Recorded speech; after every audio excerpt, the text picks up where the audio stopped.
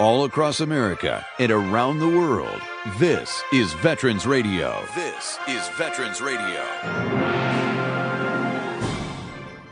And now, your host for today's program, Dale Throneberry. And welcome to Veterans Radio. My name is Dale Throneberry, CW2 helicopter type pilot in Vietnam, 1969. Welcome to our program. I can't remember how many programs that Dr. Grant has been on, but our guest today is Dr. Rebecca Grant.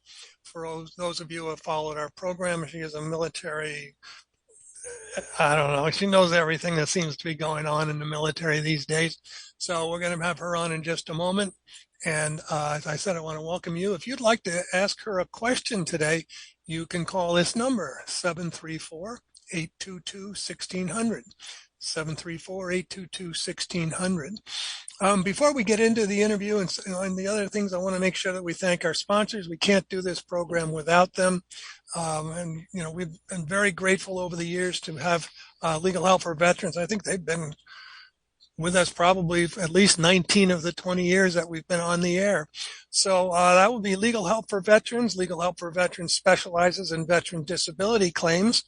You can give them a call at 800-693-4800, or you can go to their website, legalhelpforveterans.com. I think you can even start your claim on their website.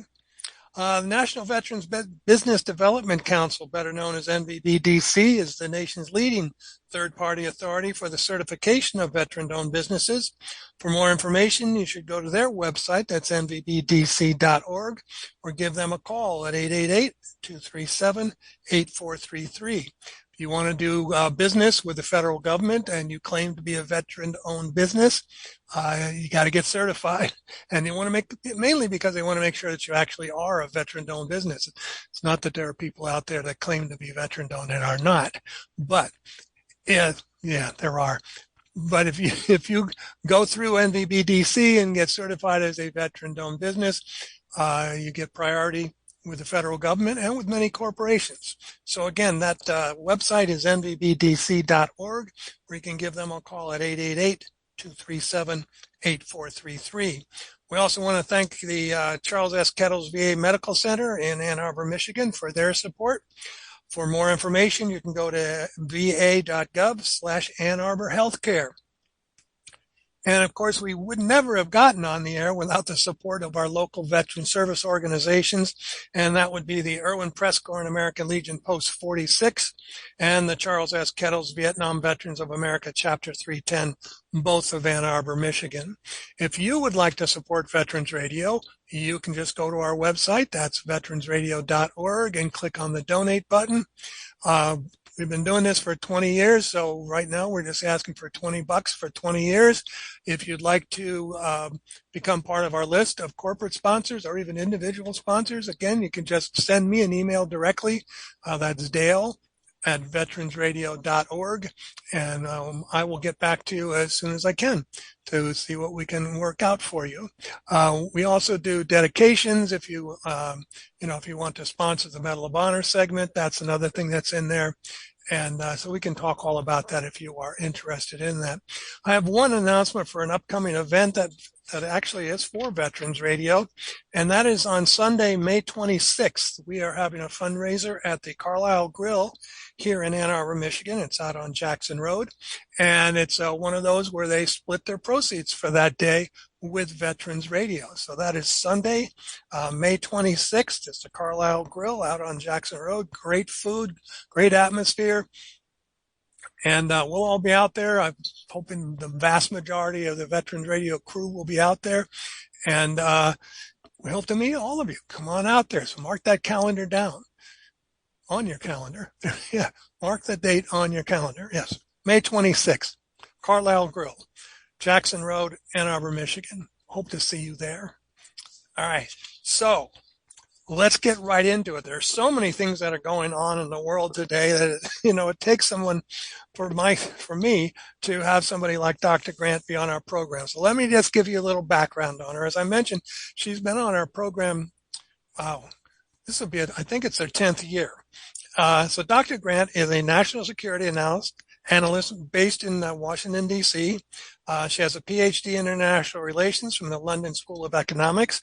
She has worked for the RAND Corporation and then on the staff of the Secretary of the Air Force, Chief of Staff of the Air Force. She founded her own independent research company, and she specializes in the research for government and aerospace industry, clients ranging from analysis of military campaigns to projects on major technology and so on and so forth. But now she has moved up a little bit in the world. I don't know if that's the right terminology, but she is now the vice president and senior fellow at the Lexington Institute, and she will be researching military and tech, aka artificial intelligence topics with them. So with that said, I'm welcoming Dr. Rebecca Grant to Veterans Radio. Welcome. Dale, it's great to be back on Veterans Radio with crises at every point of the compass and so much to talk about. You are, it's correct. Let's just kind of tell our audience quickly what's going on at the Lexington Institute. How did you get over there? Yes, the Lexington Institute. I've worked with them off and on for a long time. A great firm in the same space as mine, and we've decided to work together. So I am actually their vice president for defense programs. They also have an active interest in regulatory issues and technology, and I'm running their defense programs. And we're interested in all the things that you're interested in: the health of the industrial base, how we're coping with threats from abroad, and then the new challenges arising from AI and high tech in our competition with China. So very exciting, new colleagues and new slate of issues to work on. I think is really exciting. So I went to their site today and I saw that one article that you had written in there, which is kind of interesting, was the about Lexington, as in Massachusetts, Lexington, April 19th, 1775. And you kind of tell us about, Paul Revere, and the British are coming and so forth. I thought this is kind of a really cool article. What Lexington is named after the battles of Lexington and Concord that took place there in 1775. And that was really our first battle as a nation. And it was those two battles in Boston that led George Washington to go north and to help Boston form up its army, and led then about a year later to the Declaration of Independence. And I love the story of what Dr. Joseph Warren did and his intelligence network in Boston that detected that the British were going to move towards Lexington and Concord. Of course, what the British wanted was Sam Adams and John Hancock, who were in Lexington. Hancock had actually grown up in Lexington, and he was hiding out there. And then in Concord, of course, were all the guns and gunpowder for the Minutemen. And Joseph Warren alerted his friends, Paul Revere and William Dawes. Dawes went out by the Boston Neck. Revere hopped the ferry over across the river, picked up a horse, and rode into history. And it still gives me chills to think about what those patriots did in the great country that we have created here. It all began right there on the green in Lexington. The shot heard round the world. Absolutely. One thing, something that we all need to remember. I think that's really important. So, all right, let's where would you like to begin today? Let's talk about, obviously the elephant in the room, and that's Israel and Hamas. Yes, I think it's an excellent place to begin. I know I just talked about Lexington and the formation of America and how important this republic is.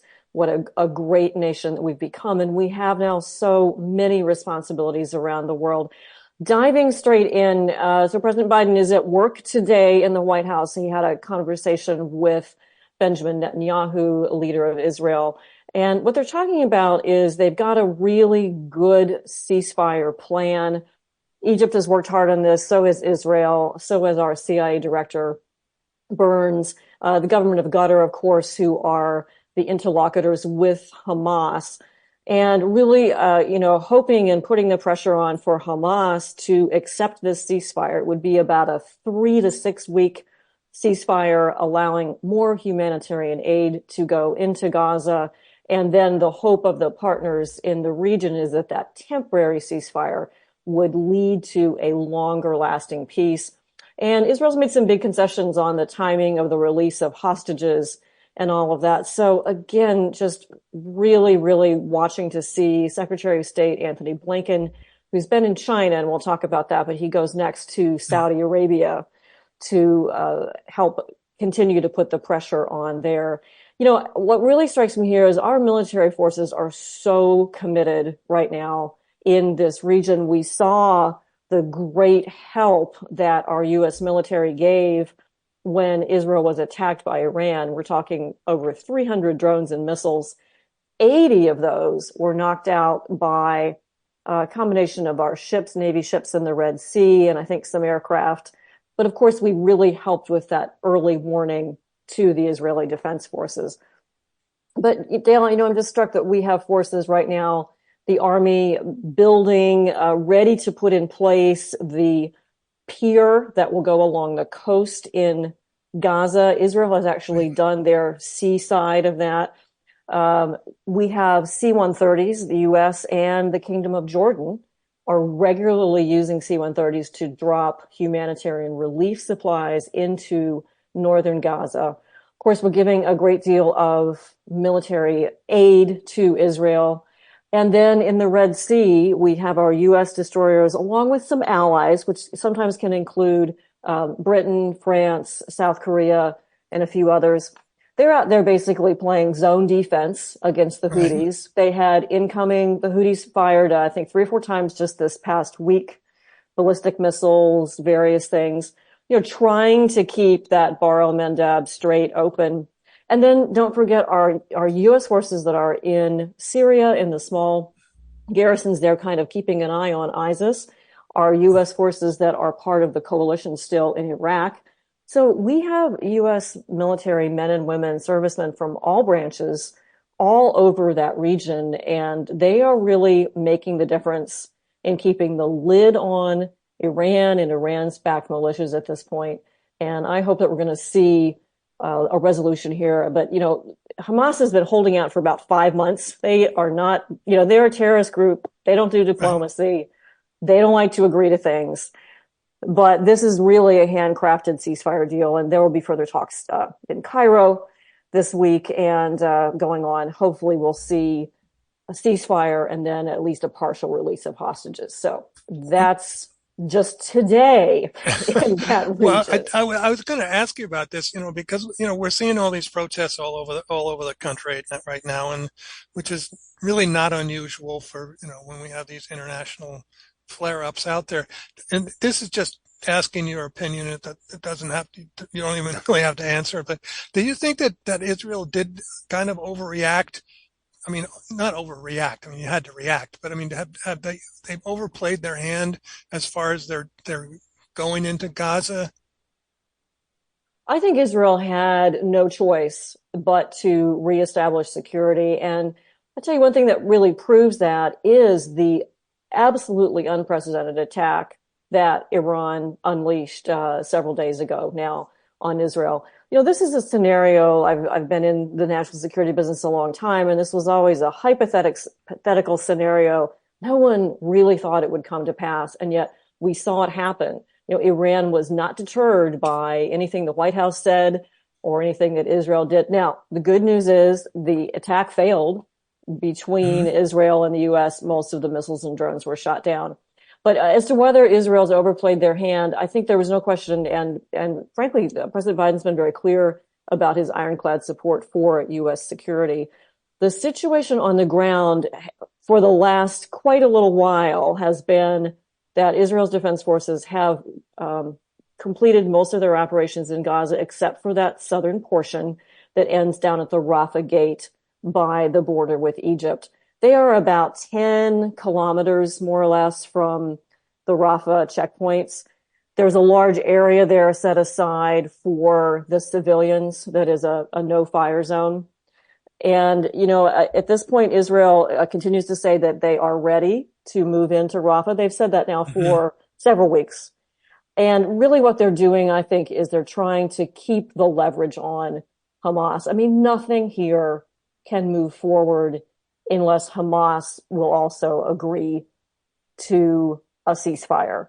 And right now I see Israel keeping up the military pressure because they believe that the only thing that keeps Hamas even at the negotiating table is to have this option to go into Rafah if Hamas backs down. Right, and I think I agree with you, and I think the idea of working with a terrorist organization that doesn't necessarily keep their promises on a regular basis. I mean, if I were part of the Israeli military, I would, it's like you want to go out there with a really big stick and just say, okay, come on, here's your opportunity to end this, but you're not taking advantage of that.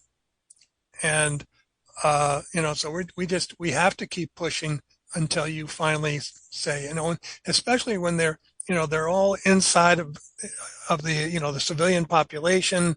And we've had experience with that before ourselves, and how difficult it is to fight when the enemy is inside of the civilian population. I mean, it's such a difficult decision-making process for the troops on the ground. Yes, it's incredibly difficult. And remember that Hamas is the worst of the worst.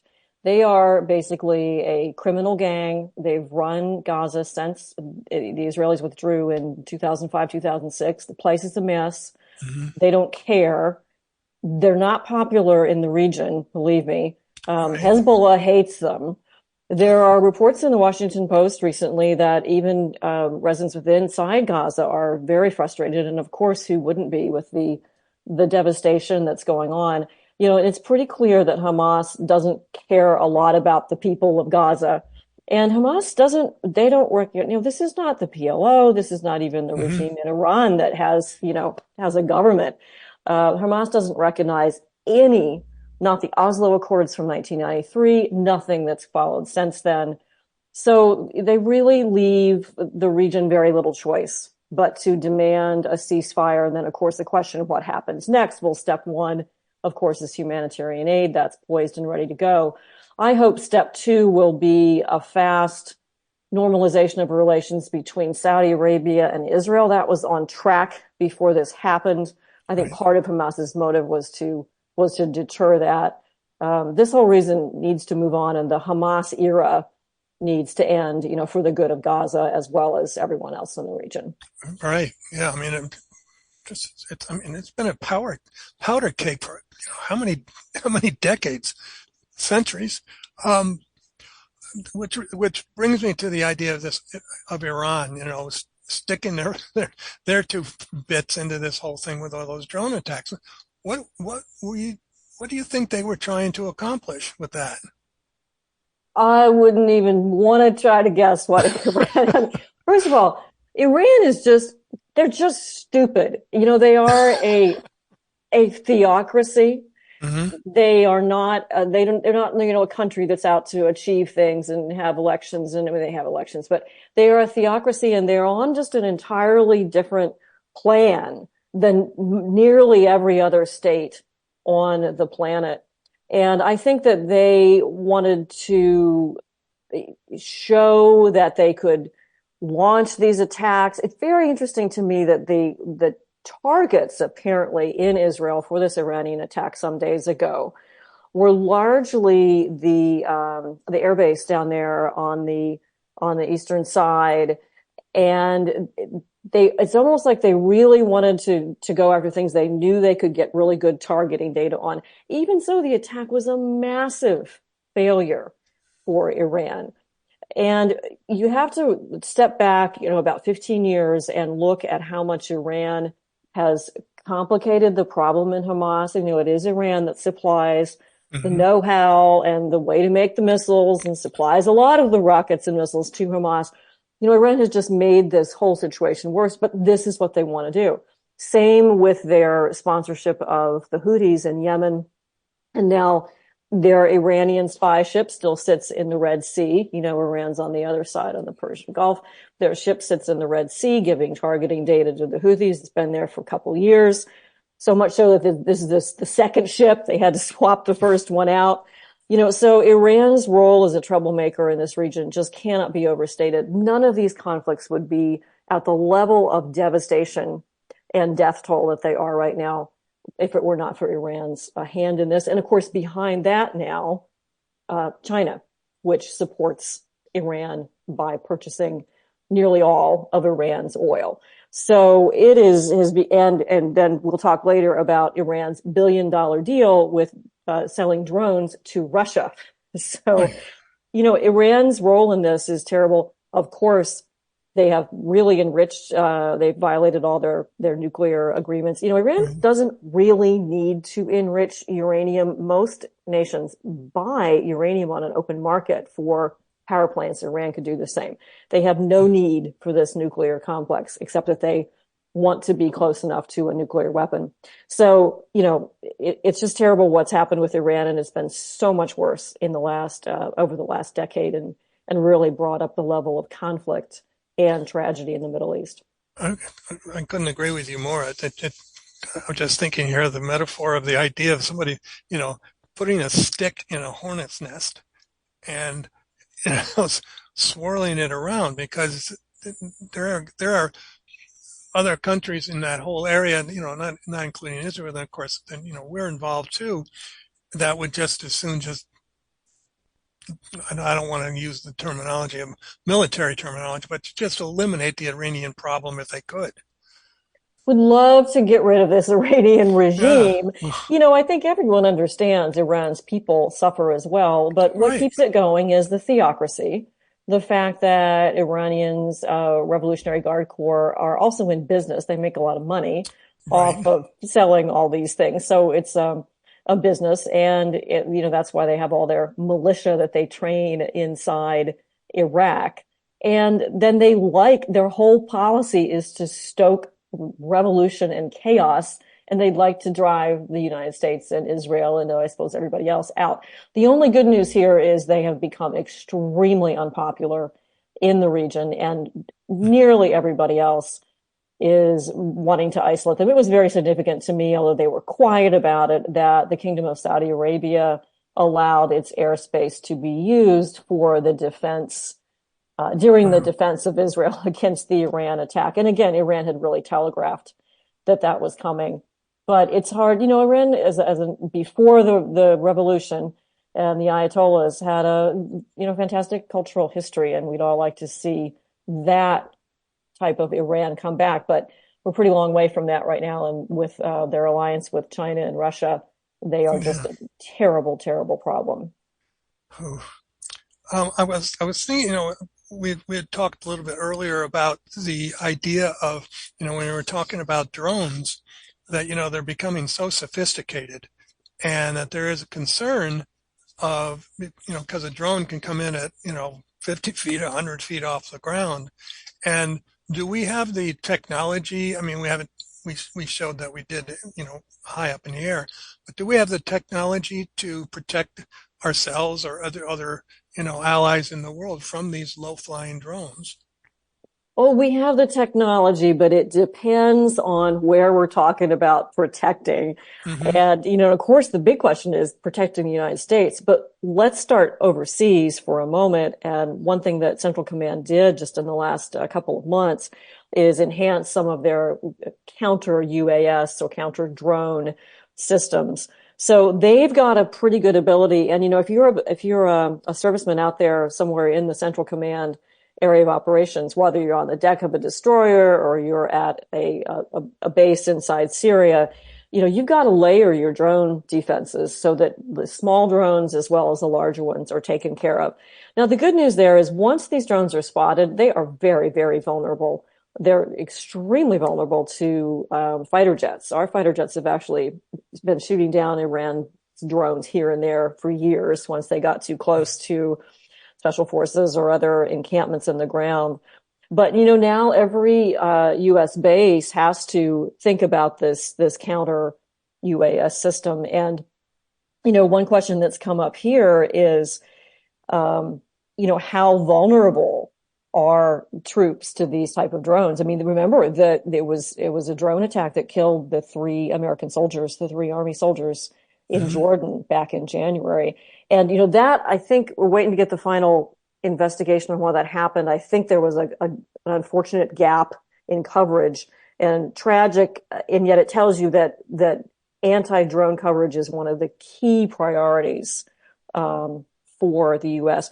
One thing that has been a problem in Washington is because of the delay in the budget, the Central Command has had trouble saying, hey, we need a little bit of money to quick speed up this drone solution for this base here in the Middle East. And it's been really difficult. The Army's been bending over backwards to try to get that to them, but it has gotten pretty tough. And I think there have been some delays, that we didn't want to see. But anything abroad now is going to have really, really serious counter drone capabilities. No question about it. Wow. This world is a scary place sometimes. We're talking with Dr. Rebecca Grant here on Veterans Radio, and one of the questions that you had suggested is, since we've already been talking a little bit about Iran, you mentioned that Iran, North Korea, and Russia are getting together for some meetings. It sounds very ominous to me. I know, as if all the cooperation wasn't bad enough. There have actually been several high-level diplomatic meetings between such despicable characters as Russia's defense minister, Sergei Shoigu, and his North Korean counterparts. They frequently met with Iran. Iran actually hosted a summit for African nations in the last couple of days. Oh, it's just terrible. Because, what has happened since the Ukraine war began 2 years ago is we have now seen this cementing of an alliance which consists of Russia and China. Remember, Xi Jinping visited in Moscow, just a little bit before the invasion and said, sure, no problem, Vladimir Putin, we don't mind if you invade Ukraine. On top of that is now the relationship, very tight relationship between Russia and Iran, a strong relationship between Iran and China, and then North Korea, who has supplied, I believe, 67 shipping containers of artillery shells to Russia so far. So they've been meeting, and it's sort of, we always are tracking the cooperation and what we think is going on, but these diplomatic meetings on top of it are just insult on injury.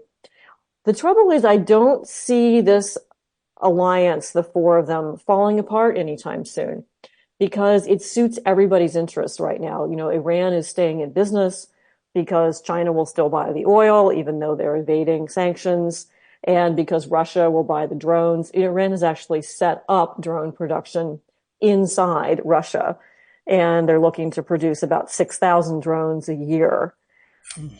I know. And then you go back to North Korea, and I have to compliment Veterans Radio because you have always, in talking with you over the years, kept an eye on North Korea. Sometimes it's in the headlines and sometimes not, but it's become very, very dangerous. And the worst thing with North Korea, two things. One is they still just will not talk to the U.S. And secondly, we believe that North Korea is supplying artillery shells to Russia for the war in Ukraine, and in return, Russia may be assisting North Korea with nuclear or missile design technology. That's really bad. Yeah. Some of this is old Soviet technology to begin with. But as we all know, North Korea wants a very strong nuclear deterrent. They are a nuclear weapon state.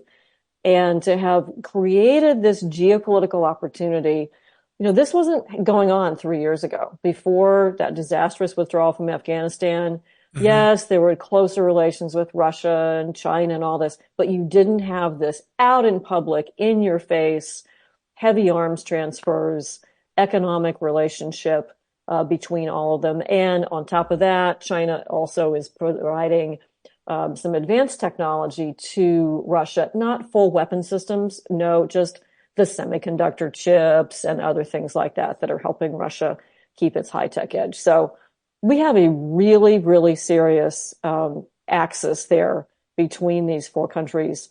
And at the center of all of it, honestly, is China and their ambitions. Holy moly. My goodness.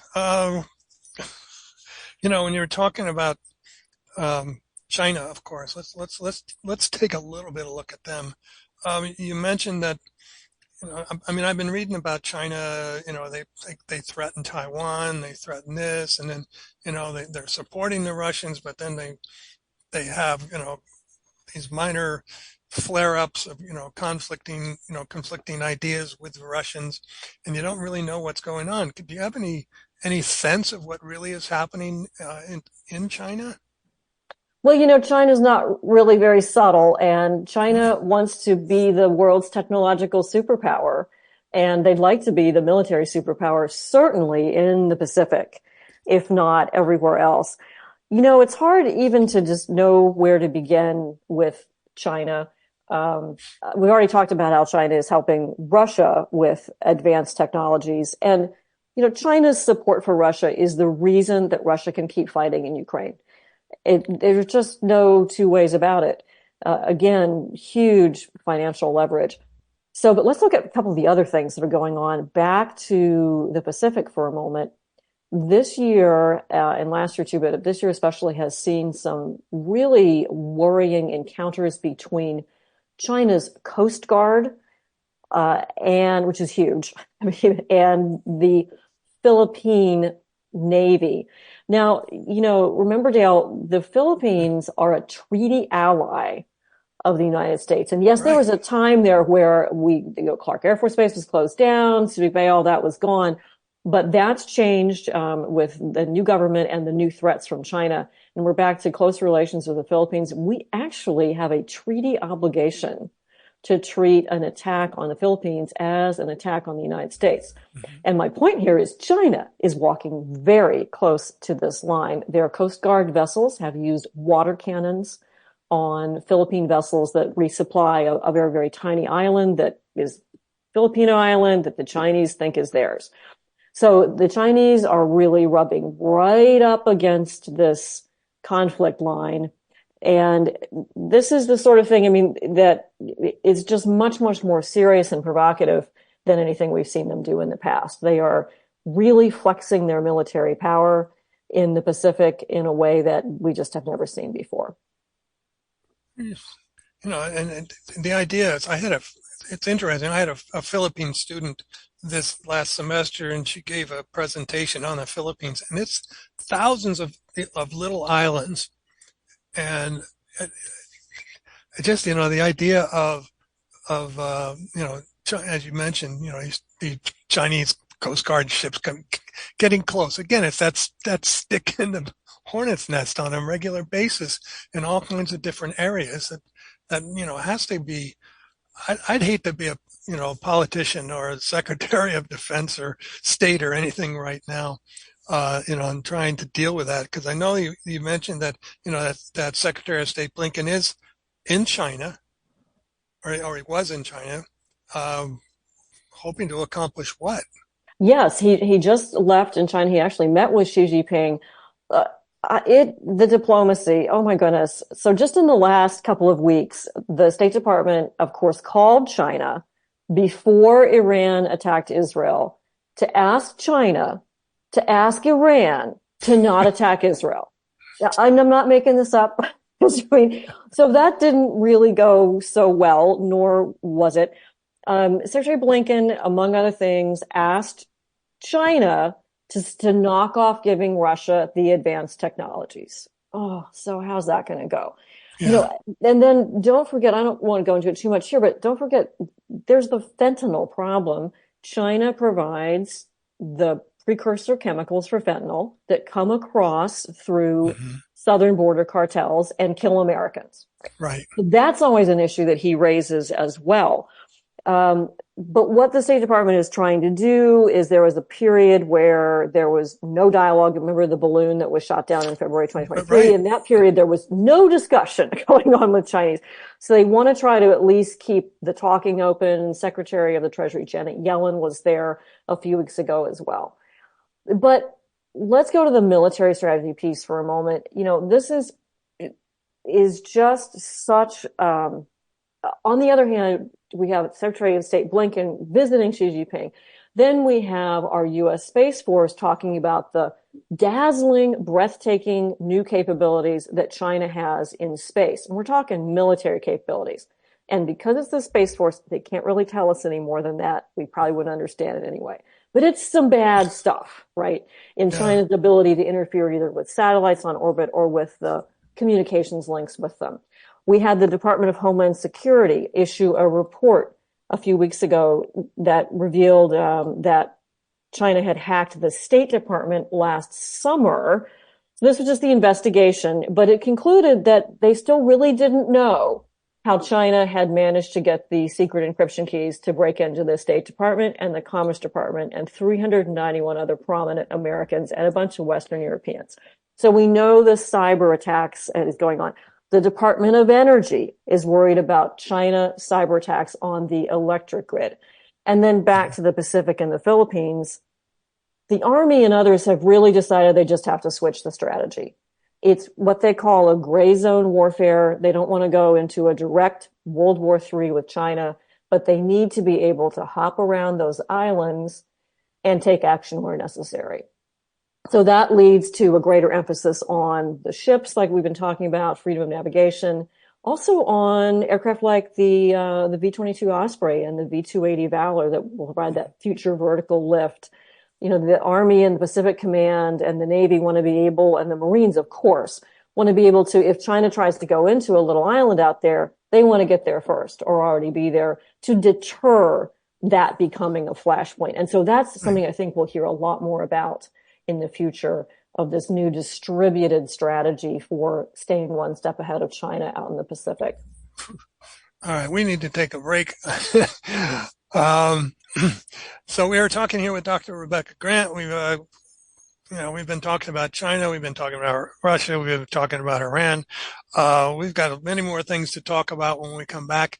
So stay tuned. You're listening to Veterans Radio, and we will be right back after our Medal of Honor segment. The Medal of Honor is the highest award for valor in combat given a member of the Armed Forces of the United States. There have been over 3,400 recipients of the nation's highest award. This is one of them. Hospital Corpsman John Kilmer died shielding his wounded comrade with his own body. Details after this. If you have a VA claim denied by the Board of Veterans Appeals, contact Legal Help for Veterans at 1-800-693-4800. They're experts in handling cases before the U.S. Court of Appeals for Veterans Claims. Their number again, 1-800-693-4800.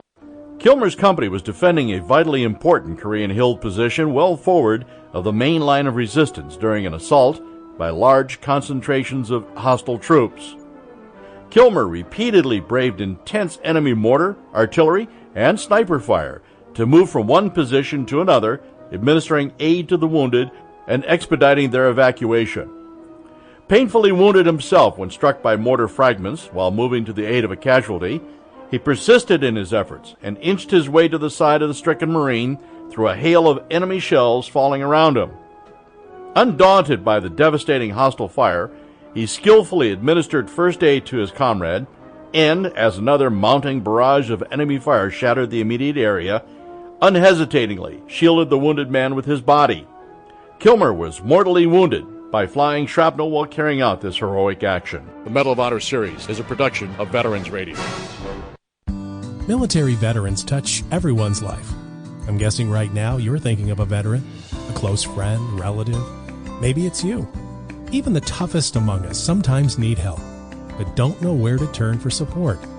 You don't need special training to help a veteran in your life. If you know a veteran in crisis, don't wait. Reach out. Call the Veterans Crisis Line at 988, then press 1. 988, press 1. A message from the U.S. Department of Veterans Affairs. We're back here on Veterans Radio, and just a quick reminder to you that little PSA that we just heard about 988, that's a suicide crisis line, not just for veterans, it's also for civilians. And so we are encouraging people to put this on a wall someplace. If you have, if anybody that's having a crisis, is to just dial 988. Usually for veterans, then you press 1. But it's important to have that number available to you. Mental health is one of the biggest issues that we have, not only in the military, of course, but also across the country. We are talking with Dr. Rebecca Grant, and let's talk briefly, if we can, about Ukraine. I mean, the way that, the Congress was dilly-dallying around with the funding that they needed. They finally got some of it, evidently, that's going to be able to help them out. Is it enough, or do you think it's too late? I'm really glad that, the vote was a difficult one, and I'm really glad they've got that Ukraine funding moving. It's never too late. Having said that, the situation with Russia has taken a real turn for the worse.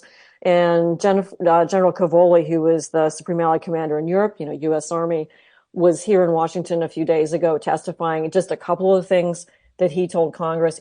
Yes, Russia has lost 2,000 tanks in Ukraine and 315,000 dead or wounded, but Russia's frontline troop strength has increased from 360,000 to 470,000 over the past year. Russia is ready to buy or bring into service 1,200 new tanks per year. They're planning on producing over 3 million artillery shells per year. And then, of course, there's that $1 billion deal with Iran to build up to 6,000 drones per year.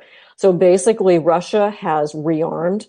This is very, very serious for NATO and for our NATO partners like Poland, Poland spends 4% of their budget on defense. They've bought a lot of U.S. Abrams tanks. They're buying more. The reason they're buying tanks is they sent all their tanks to Ukraine in 2022, darn near all of them. So we have, no matter what happens in Ukraine, as Cavoli has said, we're going to have Russia will be larger, more lethal, and angrier with the West than when it invaded. So that's the overall situation. And that tells you why continued U.S. support for Ukraine is so important. I get it. It's very frustrating. I don't think anyone likes the way that the war has gone. I think there are a lot of frustrations with the White House, despite their firm support. There have been frustrations with the way the aid has been requested, the way it's been given, and the fact, frankly, that it's been given in dribs and drabs. Right. I have to say it, no air power is really difficult when you've got an 800-mile front and Russians dug in with 3-layer deep mine belts down in the south. But we are seeing some Ukrainian attacks on Russian oil infrastructure and other places. And I think the aid is going to come in time. One thing about those North Korean artillery shells that Russia likes to fire is, fortunately, some of them are duds. Not all of them. You don't know which ones, but that's not the best ammo in the world. So, NATO is stronger than ever in support of Ukraine. And I'm glad that Congress, I know it's really hard, but I'm glad they've passed this. And I think Ukraine still has a good chance here to kick more Russians off its territory and get to a place where we can talk about a more reasonable peace settlement at some point. That would be good, because isn't the Russian economy suffering from this? I mean, you would think, but yeah. I am told that the International Monetary Fund says Russia's GDP will increase by 2% this year, and that's because they are able to circumvent sanctions, and again because China does not pay any attention to sanctions. China buys all the oil. True. China buys all this, right? And Russia's economy was kind of small and terrible anyway. Putin doesn't care about that. He will keep fighting. And so what we're seeing here is that we now have a generational problem, and we're going to have to defend against Russia for a really long time. It's serious in a way it hasn't been before. And the best thing for that will be for Russia not to win in Ukraine. They have got to lose, or we will have a far more serious security problem in Europe. Right. Absolutely. Wow. So let's talk about some of the new aircraft and new military equipment that is going on out there. We have a new airplane, right? Right. The Doomsday plane. And Dale, after all we've just talked about, you can see why they call it the Doomsday plane, right? I guess. Actually, it's had that nickname for a while, but this is very, very interesting. This is what you all may know really as the E-4B, or the Pentagon's name for it is the Survivable Airborne Operations Center. Right. This is the plane that can be up flying as a command and control post in the event of a nuclear war. So it's hardened and against EMP. It's got all sorts of everything in it. But these E-4s, which are based out at Offutt Air Force Base, they're getting old. So they're going to be replaced with about 8 to 10 aircraft. fascinating. The announcement just came out that Sierra Nevada Corporation out of Sparks, Nevada, which is near Reno, little suburb of Reno, is the winner in this contract. Now, what's interesting is that Sierra Nevada won because Boeing, who had made these planes in the past, dropped out of the bidding process. And this was largely due, the government said, hey, this is a huge program, $13 billion. You guys got to give us basically a firm fixed price. Boeing was unwilling to bid on that. Stunning. I've never seen Boeing drop out for something like this. Now, Sierra Nevada Corporation, you'd be saying, who are they? And you may know them from the Scorpion or the Super Tucano, but what they do is they integrate. They put really nifty boxes on airplanes like the C-130 and others. And so I actually think, although this is a huge win for Sierra Nevada, it's really going to change it when this runs through 2036 is when the work will be done. But I think they're an excellent choice because basically what you do is you buy a jet, like a 747 or something else, and you put a whole bunch of boxes and gizmos and gear on it. I mean, more than you can imagine. And it's all got to work. But that's what Sierra Nevada specializes in. So the Air Force knows them very well from their work for special operations and the Air Force and others and classified programs and all manner of stuff. So I think Sierra Nevada actually will do a very good job with their doomsday plane. And with Russia and its nuclear weapons, China increasing its nuclear forces, you can see why the Air Force needs to modernize that airborne command and control aircraft. Speaking of modernization, there was an article that I saw from the Lexington Institute. It says the logic of aircraft carrier strike groups, and that we are the only nation evidently that has sustained a fleet of these large deck nuclear power aircraft carriers across the globe. What does it say? We have 11 of these things, and but Congress has slowed down the building of new ones. Oh my what's that goodness, about? Congress. These guys are, well, you know. No, that's what I know. Well, that's okay. This is Washington. We say mean things about them all the time. You know, I mean, would I think know so. I mean, we try, but even out here in the middle of the world, we never seem to say nice things about Congress anymore. That's true. That's true. Understandably, in this case, this was really a surprise. So, the law of the United States requires that we maintain 11 carrier strike groups. Right. And we have a really big defense budget right now. It's gone up for obvious reasons, for all the reasons we've just discussed. It's really quite big.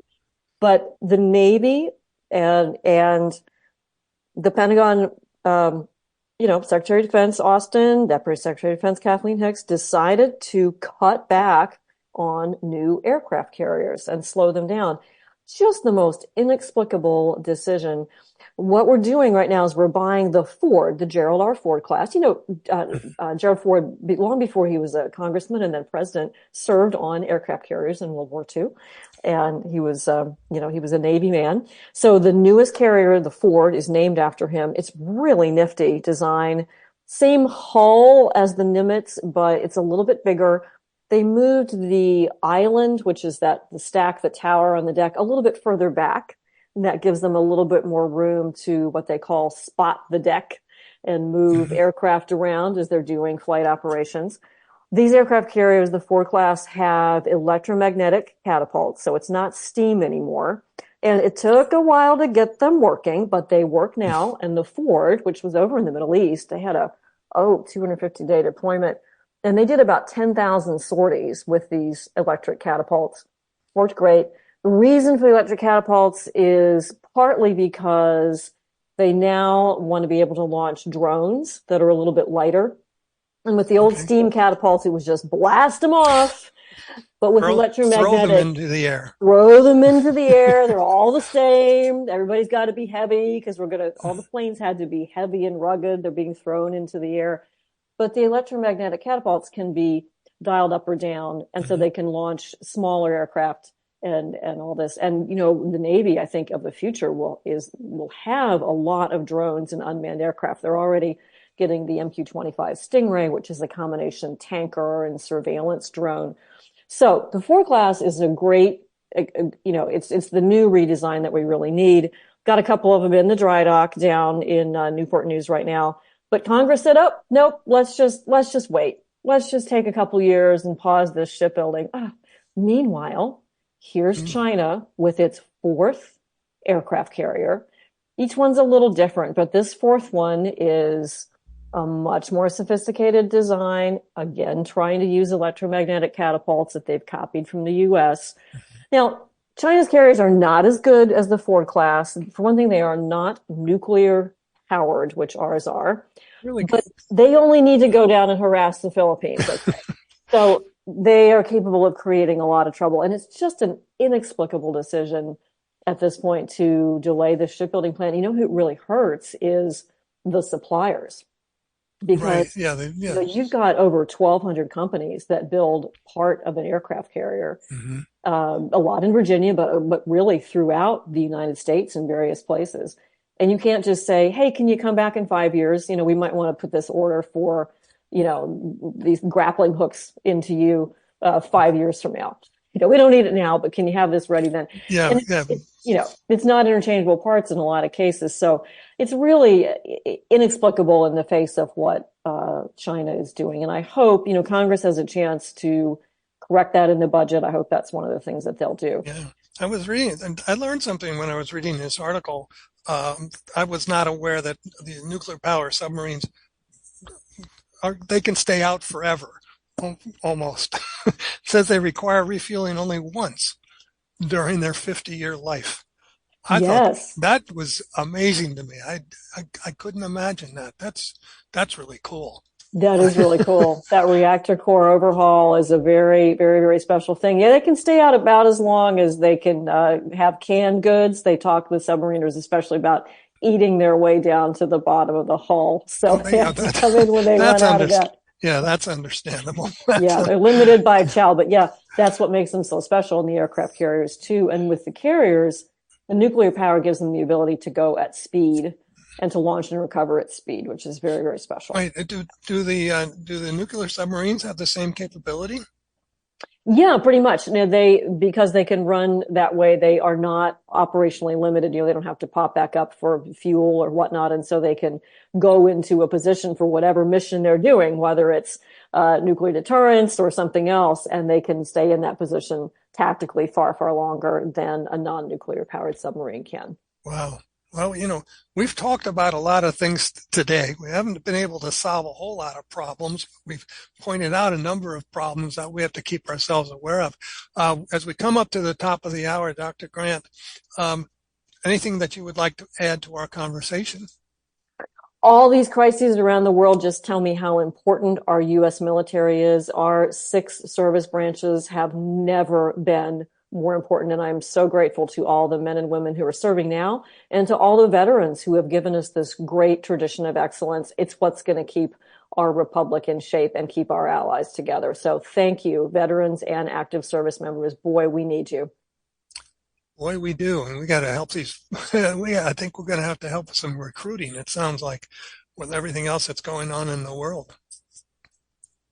That's right. Well, the America's military has never been more important, and every crisis headline that we've talked about just shows you that. That's the one thing we know we can count on. That is the United States military. And I think that's important. We've kind of taken this role of the world's protector from, the bad guys. And, sometimes we get bad press because people think that, that we're sticking our fingers where they don't belong. But if we don't stick our fingers in there, the world would be in total chaos. That's right. And we can see that Russia and China, Iran and North Korea would really like to make the world the way they want it.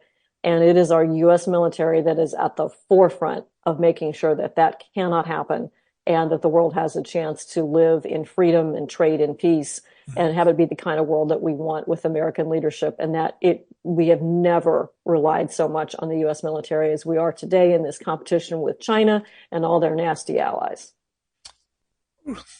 Well, Dr. Rebecca Grant, again, has enlightened all of us and all of you out there. And we'll be bringing her back again probably in another 3 months to catch up with what's happening in the world then. So, Dr. Grant, thank you so very much for being on our program. I love the opportunity of giving you this whole time period to explain what's happening. Oh, thank you. A pleasure to speak with Veterans Radio. Thank you. Okay, we will see you again. Thanks. All right. Hey, while you're out there, folks, I got one thing I wanted to point out to you. We were talking about how the world is kind of looks at, we're responsible for everybody because nobody else can step up and take care of people.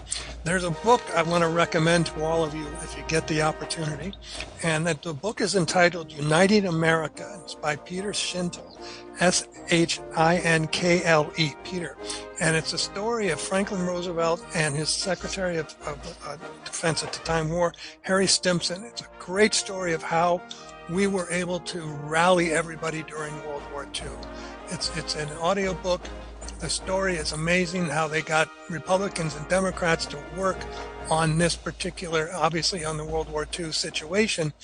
And it's fascinating, the stories of FDR, Stimson, names older people will recognize, the Wilkies of the world, the Tafts of the world. And I'd really encourage you to read this story because there's so much that could be taken out of this that we could use today. So the title of the book is Uniting America. The author is Peter Shinkel, Shinkle. You can get it on Amazon. Encourage you to do that. Good book to read, good book to hear, and it makes a lot of things funny. So next week is our benefits program. We're going to be talking about answering your questions about what you want to know about the veterans healthcare system and or the disability section. So until next week, this is Dale Throneberry for all of us here at Veterans Radio. You are dismissed.